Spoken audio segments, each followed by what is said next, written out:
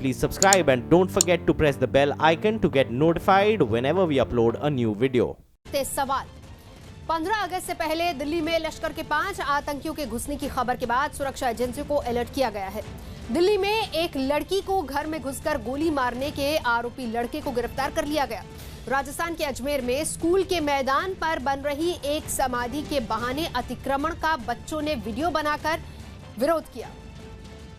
दिल्ली के हरदीपुरी इलाके में रात के समय एक बदमाश एक महिला की गर्दन पकड़कर उसे जमीन पर गिराने लगा। आरोप है कि एक गली में महिला को अकेले जाता देखकर बदमाश ने उस पर हमला कर दिया और उसे जमीन पर गिराकर उसकी सोने की चेन और मोबाइल फोन लूट लिया। इस वारदात का एक वीडियो भी सामने आया जिसमें दिखा कि बदमाश महिला के पीछे गली में घुसा और जब उसे इस बात का यकीन हो गया कि वहां कोई और नहीं था तो उसने महिला की गर्दन पकड़कर उसे जमीन पर गिरा दिया। अचानक हुए इस हमले से महिला दहशत में आ गई, जिसके बाद बदमाश महिला के गले में पड़ी चेन और उसका मोबाइल फोन छीनकर भाग गया। इस वारदात में उसका एक साथी भी शामिल था जिसकी बाइक पर बैठकर बदमाश मौके से फरार हो गया। इसके बाद महिला जमीन से उठी और आरोपियों के पीछे गई, लेकिन तब तक दोनों बदमाश वहां से जा चुके थे। इस दौरान गली में कुछ लोग महिला का शोर सुनकर पहुंचे, जिन्हें महिला ने घटना की जानकारी दी। अब सवाल यह है कि दिल्ली में बदमाश इतने बेखौफ क्यों हैं? एक रिहायशी इलाके में सरेआम बदमाशों की इस वारदात को अंजाम देने की हिम्मत कैसे हुई? जाहिर है कि बदमाशों की ये वारदात दिल्ली पुलिस के लिए एक खुली चुनौती भी है। हरियाणा के चरखी दादरी जिले में एक शख्स एक महिला की जूते से पिटाई करने लगा। कूड़ा बीनने वाली ये महिला उन 3 महिलाओं में शामिल थी जिन पर पत्थर तोड़ने की प्रक्रिया के दौरान लोहा चोरी करने का आरोप लगा, जिसके बाद वहां मौजूद लोगों में शामिल एक शख्स ने अपने जूते से महिला की पिटाई शुरू कर दी। इस दौरान बीच बचाव करने पहुंची दूसरी महिला को भी आरोपी ने जूते से पीट दिया, जबकि आरोपी के साथ ही महिलाओं को घेरकर खड़े हो गए। पिटाई के बाद वहां मौजूद एक दूसरा शख्स कूड़ा बीनने वाली महिला की पोटली छीनने की कोशिश करने लगा, जिसके विरोध में महिला अपनी पोटली को पकड़कर जमीन पर ही बैठ गई, जिस पर महिलाओं की पिटाई का आरोपी उनके साथ एक बार फिर से गाली गलौज करने लगा, जबकि महिलाएं खुद को छोड़ देने की गुहार लगाती रही। लेकिन आरोपी ने उनकी दोबारा पिटाई करने के लिए अपने लोगों से डंडा लाने की मांग रख दी, जिस पर कुछ लोगों ने बीच बचाव कर मामले को शांत कराया, जिसके बाद लोहे की चोरी की आरोपी महिलाएं वहां से निकल गयी। सवाल यह है कि जब महिलाओं को पीटा जा रहा था तो फिर उनके आसपास काफी लोग मौजूद थे, लेकिन किसी ने भी उन्हें बचाने की जहमत क्यों नहीं उठाई? जम्मू कश्मीर में सुरक्षा बल की सख्ती से आतंकी डर गए हैं। आतंकियों को अब मौत का डर इतना ज्यादा सता रहा है कि वो गांव वालों से बचा लेने तक की गुहार लगा रहे हैं। शोपियां, जहां पर कल 5 आतंकी ढेर किए गए थे, वहां एक आतंकी गांव वालों से गुहार लगा रहा है कि वो आतंकियों के छिपे होने की जानकारी सुरक्षा बल को न दे। आप हमारी इस्लाह कीजिएगा, लेकिन ये मुखबिरी तुम्हारा कर दो के मैं आपके सामने हाथ जोड़ता हूँ। क्यों ये गलत काम कर रहे हो? क्यों हमें चलने नहीं देते हो? बिहार के कैमूर जिले में कई लोग सड़क पर पलटे एक टैंकर को घेरकर खड़े हो गए। सरसों के तेल से भरा ये टैंकर हाईवे के बीचों बीच चल रहे एक सांड को बचाने के दौरान पलट गया और जिसकी वजह से उससे सरसों का तेल रिसने लगा, जिस पर वहां मौजूद लोग बर्तन और प्लास्टिक की बाल्टी में तेल भरने लगे। इस दौरान भीड़ में शामिल महिलाएं भी पीछे नहीं रही। इस बीच अपनी बारी नहीं आने पर कुछ लोगों ने ऐतराज भी जता दिया। हालांकि टैंकर के करीब नहीं पहुंच पाने पर कुछ लोग सड़क पर ही पड़े सरसों के तेल को समेटने लगे। कोई बाल्टी है, कोई बाटल लिया, कोई पॉलिथीन लिया, जो रास्ता में मिला उससे भरा और लेकर चलते बना। इस दौरान हादसे के बाद मौके पर पहुंची पुलिस भी मूक दर्शक बनी रही। पब्लिक लेके जा रहा है, चूरा है। हालांकि मीडिया के सवालों के बाद तेल के टैंकर को मशीनों की मदद से दोबारा सड़क पर खड़ा कर दिया गया। अब सवाल यह है कि हादसे के बाद टैंकर के आसपास जुटे लोगों को पुलिस ने तेल लूटने से क्यों नहीं रोका, जिससे नुकसान होने से कम रोका जा सकता था। यूपी के कन्नौज में कुपोषण की वजह से 2 बच्चों की मौत हो गई। यूपी के कन्नौज में कुपोषण की वजह से हुई बीमारी के बाद 2 बच्चों की मौत हो गई।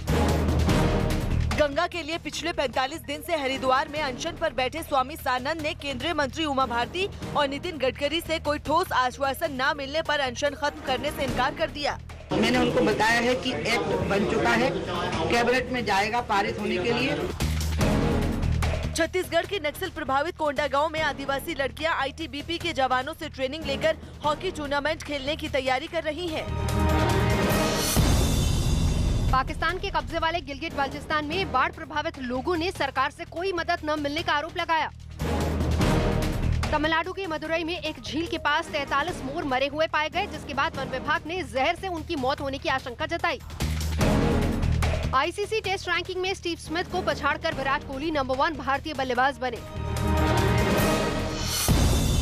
असम के शिवसागर जिले में बाढ़ की वजह से 2 और लोगों की मौत के बाद राज्य में बाढ़ की वजह से होने वाली मौतों का आंकड़ा बढ़कर 43 हो गया, जबकि 6 जिलों में 1 लाख से ज्यादा लोग परेशान हैं। ग्रेटर नोएडा में बिल्डर प्लॉट में बने गड्ढे में डूबने से 2 बच्चों की मौत हो गई।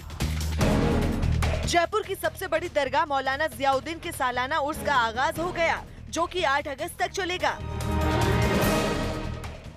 दिल्ली के भारत नगर में कुछ लोग एक मकान के बाहर जुटने लगे। आरोप है कि वहां पार्किंग को लेकर हुए विवाद में एक आदमी पर चाकू से हमला कर दिया गया, जिसके बाद पूरे इलाके में हड़कंप मच गया और आसपास के लोग मकान के बाहर जुट गए। पड़ोसियों का आरोप है कि पार्किंग विवाद में मामा भांजे ने राजा नाम के आदमी पर चाकू से हमला किया, जिसके बाद गंभीर हालत में राजा को अस्पताल में भर्ती करवाया गया।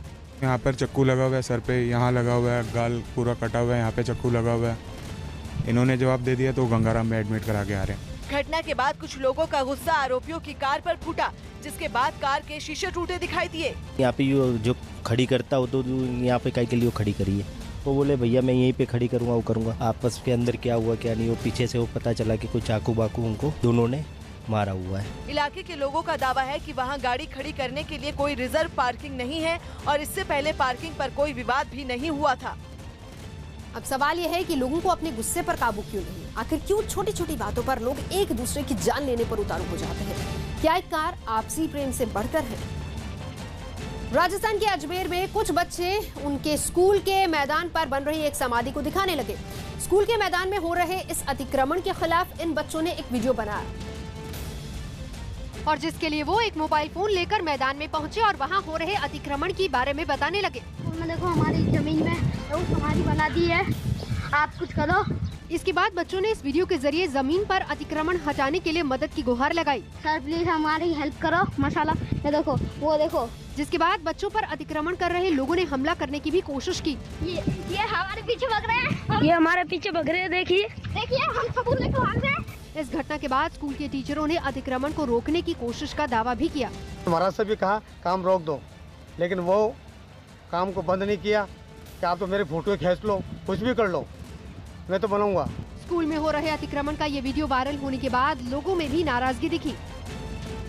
अब सवाल यह है कि स्कूल के मैदान में अतिक्रमण क्यों हो रहा था? बच्चों के खेलने के मैदान में हो रहे अतिक्रमण पर जल्द लगाम लगाई जानी चाहिए। उत्तर प्रदेश के बहराइच में एक सरकारी अस्पताल के अंदर मौजूद एक सपेरा एक सांप को पकड़कर एक डिब्बे में रखने लगा। आरोप है कि अस्पताल परिसर में गंदगी होने की वजह से सांपों ने वहां पर अपना डेरा बना लिया, जिसकी वजह से आए दिन सांप अस्पताल के अंदर पहुंचने लगे। अस्पताल के अंदर जहरीले सांप को देखकर कर्मचारियों के साथ मरीज भी दहशत में आ गए, जिसके बाद सपेरे को बुलाकर सांप को पकड़ा गया। टूटा नहीं। आरोप है कि 2011 में अस्पताल को बनाते समय उसका मलबा परिसर में ही फैला दिया गया, जिसकी गंदगी में सांपों का डेरा बन गया। कई बार गुजरते अस्पताल में भी आते थे, जिसको हम लोग सपेरा का बुला के पकड़वाए। अस्पताल में इलाज कराने पहुंचे मरीज और उनके परिजनों ने भी प्रशासन से वहां सफाई कराने की अपील की। गंदगी बहुत है, यहाँ पर सांप बिच्छू का खतरा है, किसी मरीज को कभी या किसी डॉक्टर को काट सकता है। अस्पताल में काम कर रहे डॉक्टरों का दावा है कि कई बार शिकायत के बाद भी प्रशासन ने गंदगी को हटाने का काम नहीं किया, जिससे कभी भी बड़ा हादसा हो सकता है। अब सवाल यह है कि प्रशासन को किसी बड़े हादसे का इंतजार है क्या? अगर सांप किसी मरीज को काट लेता तो फिर उसकी जिम्मेदारी कौन लेता? अस्पताल में सांपों का दाखिल होना प्रशासन की गंभीर लापरवाही को दर्शाता है। दिल्ली समेत देश के दूसरे शहरों में 15 अगस्त यानी कि स्वतंत्रता दिवस की मौके पर तैयारियां जोरों पर हैं, लेकिन सुरक्षा एजेंसियों के अलर्ट ने दिल्ली पुलिस को चिंता में डाल दिया है। सुरक्षा एजेंसियों से जुड़े सूत्रों के मुताबिक दिल्ली में आतंकी संगठन लश्कर-ए-तैयबा के 5 आतंकी दाखिल हो चुके हैं, जो स्वतंत्रता दिवस के मौके पर आतंकी हमले को अंजाम दे सकते हैं, जिसके लिए लश्कर के आतंकी हिंदुओं या फिर सिखों की पारंपरिक वेशभूषा का सहारा ले सकते हैं। आतंकियों के निशाने पर मंदिर, मस्जिद समेत भीड़भाड़ वाले इलाके हैं। सूत्रों के मुताबिक आतंकी हमले को अंजाम देने के लिए लश्कर के आतंकी अलगाववादी संगठन जम्मू कश्मीर लिबरेशन फ्रंट का सहारा ले सकते हैं। राजस्थान के टोंक में अवैध खनन कर रहे 2 दर्जन ट्रक सीज। सुप्रीम कोर्ट की रोक के बावजूद राजस्थान के टोंक जिले में धड़ल्ले से हो रहे अवैध खनन की जगह पर पुलिस ने छापा मारकर 2 दर्जन ट्रक सीज कर दिए। बिहार के मुजफ्फरपुर कांड में लापरवाही बरतने के आरोप में समाज कल्याण विभाग के असिस्टेंट डायरेक्टर देवेश कुमार को निलंबित कर दिया गया। तमिलनाडु के कोयम्बटूर में मरियम्मन मंदिर में आदि मास की शुरुआत पर देवी की मूर्ति को 3 लाख चूड़ियों से सजाया गया। यूपी के इलाहाबाद में 2019 के चुनाव में हिस्सा लेने के लिए प्रियंका गांधी के समर्थन में पोस्टर लगाए गए। 15 अगस्त पर दिल्ली में सुरक्षा को लेकर जारी अलर्ट के बाद पुलिस के जवानों ने बाइक पर गश्त की। हरियाणा के चरखी दादरी में लोहा चोरी करने के आरोप में क्रशर में काम करने वाले लोगों ने कूड़ा बीनने वाली 3 महिलाओं की बेरहमी से पिटाई कर दी, जिसका वीडियो वायरल हो गया। लखनऊ में हुई international media conference on violence against women में सीएम योगी आदित्यनाथ ने महिलाओं की सुरक्षा के लिए समाज से आगे आने की अपील की। गुजरात के कच्छ में पुलिस बस और ट्रक की टक्कर में हुए हादसे में 4 लोगों की मौत हो गई, जबकि 35 लोग घायल हो गए। गुजरात के भादड़ में एक कार में अचानक आग लगने की वजह से बीच सड़क पर ही कार जलकर राख हो गई। हालांकि इससे किसी को नुकसान नहीं पहुंचा। यूपी के देवरिया में भारी बारिश की वजह से कलेक्ट्रेट समेत कई सरकारी दफ्तरों में पानी भर गया। उत्तराखंड के चमोली में भारी बारिश की वजह से एक मकान पर गिरे मलबे से 2 महिलाओं को चोटें आई, जबकि कई मवेशी दब गए। बिहार के हाजीपुर में भारी बारिश की वजह से सरकारी अस्पताल तालाब में तब्दील हो गया। दिल्ली के भारतनगर में कुछ पुलिस वाले एक लड़के को हथकड़ी में जकड़कर गाड़ी में बिठाने लगे। आरोप है कि इस लड़के ने एक घर में घुसकर वहां रहने वाली एक लड़की को गोली मार दी, जिसके बाद जांच में जुटी पुलिस ने घायल लड़की के बयान के आधार पर आरोपी लड़के को गिरफ्तार कर लिया। वारदात के वक्त पेशे से चार्टर्ड अकाउंटेंट अंशुल शर्मा नाम की लड़की के साथ उसके नाना नानी भी मौजूद थे। बच्चे बैठे दोनों, और बहू बैठी और वो लड़की बैठी। पुलिस की गिरफ्त में आए लड़के पर आरोप है कि उसने रात के समय इस वारदात को अंजाम दिया, जिसके बाद गंभीर हालत में लड़की को अस्पताल में भर्ती करवाया गया। वारदात में घायल हुई लड़की के पड़ोसियों ने दावा किया कि आरोपी लड़का दूसरी गोली भी चलाना चाहता था, लेकिन पिस्तौल की मैगजीन अटकने की वजह से जमीन पर गिर गई। सीसीटीवी में देखा तो एक आदमी को, जिसने की ऑरेंज कलर की शर्ट सी पहनी थी। वहीं अस्पताल में भर्ती घायल लड़की की हालत खतरे से बाहर बताई जा रही है। अब सवाल यह है कि लड़की को जान से मारने की कोशिश क्यों की गई। आरोपी लड़की को जानता था, लिहाजा इसमें उसकी कोई सनक भी हो सकती है, लेकिन जिस तरीके से इस वारदात को अंजाम दिया गया उसने इलाके के लोगों को भी दहशत में डाल दिया है। महाराष्ट्र के धुले में मराठा आरक्षण के लिए प्रदर्शन कर रहे आंदोलनकारियों पर बीजेपी सांसद हिना गावित की गाड़ी में तोड़फोड़ का आरोप लगा है। जिस वक्त प्रदर्शनकारियों ने उनकी गाड़ी में तोड़फोड़ की, बीजेपी सांसद हिना गावित अपनी गाड़ी में मौजूद थी, जिसके बाद पुलिस ने मराठा मोर्चा के कार्यकर्ताओं को हिरासत में ले लिया। दिल्ली के अलीपुर में कुछ गोताखोर यमुना नदी में उतरकर कुछ तलाश करने लगे। दावा किया जा रहा है कि हरियाणा से वहां नहाने आए कुछ लड़के अचानक नदी में डूब गए, जिनकी तलाश के लिए कुछ गोताखोर यमुना नदी में उतरे और डूबे लड़कों की तलाश करने लगे। वहीं कुछ पुलिस वाले भी नाव की मदद से नदी में लड़कों की तलाश में जुट गए। गोताखोरों ने कई घंटे की मशक्कत के बाद 2 लड़कों के शव बरामद किए, जिनको एम्बुलेंस के जरिए अस्पताल भेजा गया, जबकि 2 लड़कों की तलाश तेज कर दी गई। पुलिस ने बताया कि हरियाणा के रहने वाले 7 लड़के यमुना नदी में नहाने पहुंचे थे, जिनमें से 4 लड़के नदी के गहरे पानी में डूब गए। लड़कों के डूबने की खबर मिलते ही आसपास के काफी लोग नदी किनारे पहुंच गए। सवाल ये है कि यमुना नदी में बाढ़ और प्रशासन की चेतावनी के बावजूद लड़के नहाने क्यों गए। पुलिस को भी लोगों को और जागरूक करने के लिए प्रयास करने चाहिए ताकि ऐसे हादसे न हो। बिहार के सुपौल में एक स्कूल के अंदर कुछ बच्चे प्रिंसिपल को पकड़कर रोने लगे। सभी बच्चे प्रिंसिपल का दूसरे स्कूल में तबादला होने से नाराज थे, जिसे रोकने की मांग को लेकर सभी बच्चे स्कूल पहुंचे और प्रिंसिपल को घेर कर रोने लगे। इस दौरान वहां मौजूद कुछ बच्चों ने प्रिंसिपल का तबादला रोकने के लिए नारेबाजी भी की। इन बच्चों के साथ उनके परिजन भी मौजूद थे, जिन्होंने अपने बच्चों की मांग का समर्थन किया। बच्चों ने चेतावनी दी कि अगर तबादला नहीं रोका गया तो वो भूख हड़ताल करेंगे। पहले सर पूरा स्कूल बिगड़ा हुआ था, जब सर आया सर बहुत अच्छा शिक्षा हम लोग को दिया, और सर चले जाएगा तो फिर हम लोग ऐसे बिगड़े रहेंगे। बच्चों की मांग पर प्रिंसिपल ने भी उन्हें उसी स्कूल में रुकने का भरोसा दिया। हम वैसे घर के नजदीक जाना चाहते हैं, लेकिन अगर यहाँ के ग्रामीण और बच्चों की स्थिति को देख कर लगता है कुछ दिन और रहते। प्रिंसिपल के आश्वासन के बाद बच्चे शांत हो गए। सवाल यह है कि स्कूलों की शिक्षा पर सरकार ध्यान कब देगी। इस तरह से बच्चों का प्रिंसिपल को रोकना उनकी भी पढ़ाई के लिए लगन को दर्शाता है, लेकिन सही व्यवस्था न होने के कारण उन्हें भी परेशानी का सामना करना पड़ता है। उत्तर प्रदेश के बलरामपुर में कुछ लोग अपनी जान को खतरे में डालकर उफान पर बह रही महानदी को नाव के सहारे पार करने लगे। आरोप है कि महानदी पर बना जो पुल 2016 में भारी बारिश के बाद ढह गया था, उसकी मरम्मत 2.5 साल का वक्त बीत जाने के बाद भी अभी तक नहीं हुई, जिसकी वजह से इलाके के लोग प्रशासन के खिलाफ नाराज दिखे। बताया गया कि वहां से दूसरी जगहों पर जाने का कोई और रास्ता नहीं होने की वजह से लोगों को उफान पर बह रही महानदी को नाव के सहारे पार करना पड़ा। इसी तरह स्कूल जाने वाले बच्चों को भी जान पर खतरा लेकर महानदी पार करनी पड़ी। दावा किया गया कि जिस नाव के सहारे इलाके के लोग नदी पार करते हैं वो भी सुरक्षित नहीं है।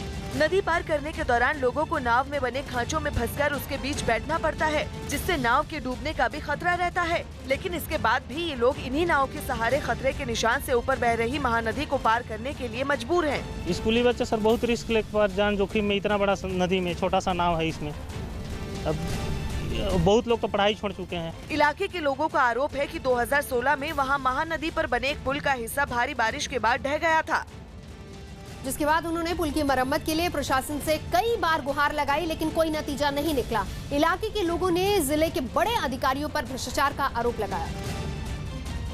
साथ ही दावा किया कि महानदी पर जो पुल बनाया गया था उसमें खराब मटेरियल का इस्तेमाल हुआ। लोगों ने प्रशासन की रिपोर्ट का हवाला देते हुए पुल बनाने में भ्रष्टाचार का आरोप लगाया। कई बार उच्च अधिकारियों को और विधायक महोदय को और कलेक्टर महोदय को कई बार आवेदन दिए हैं। हालांकि प्रशासन के बड़े अधिकारियों ने इलाके के लोगों के आरोपों को बेबुनियाद बताया। प्रशासन की तरफ से जानकारी दी गई कि पंपापुर गांव को दूसरे इलाकों से जोड़ने के लिए जंगल की तरफ से रास्ता बनाया गया, लेकिन इलाके के लोग वहां से नहीं जाते। हालांकि लोगों की दलील है कि जंगल की तरफ जाने वाला रास्ता सुरक्षित नहीं। एक तरफ आप देखें कि जंगल से घिरा हुआ है हमारा, उधर हाथी प्रभावित है, कई लोगों को मार दिया है, 3 लोगों को एक ही जगह पे मार दिया था रास्ते में। अब उधर बच्चे लोग जा नहीं सकते पढ़ने। लोगों की जान पर खतरे को देखते हुए प्रशासन ने महानदी पर टूटे पुल की मरम्मत का काम जल्द शुरू करवाने का भरोसा दिया। सवाल यह है कि लोगों की परेशानी पर सरकार का ध्यान क्यों नहीं गया। लोग जान खतरे में डालकर महानदी को पार करने के लिए मजबूर हैं और उन्हें मजबूर प्रशासन की सुस्ती और लापरवाही ने बनाया है। जरूरी है कि जिले के बड़े अधिकारी इलाके के लोगों की शिकायत पर गौर करके जल्द ही कोई समाधान निकालें। उत्तर प्रदेश के सहारनपुर में प्रदर्शन कर रहे कुछ लोग एक लड़के के साथ मारपीट करने लगे। आरोप है कि जिस लड़के के साथ मारपीट हुई उसने अपने कुछ साथियों की मदद से नौकरी दिलाने के नाम पर 700 से ज्यादा लोगों को धोखाधड़ी का शिकार बनाया। लेकिन जब इन लोगों को कई महीने गुजर जाने के बाद भी नौकरी नहीं मिली तो उन्होंने कंपनी के दफ्तर के बाहर हंगामा करना शुरू कर दिया। इसके बाद गुस्साए लोगों ने एक आरोपी को दबोच लिया और उसकी जमकर पिटाई की।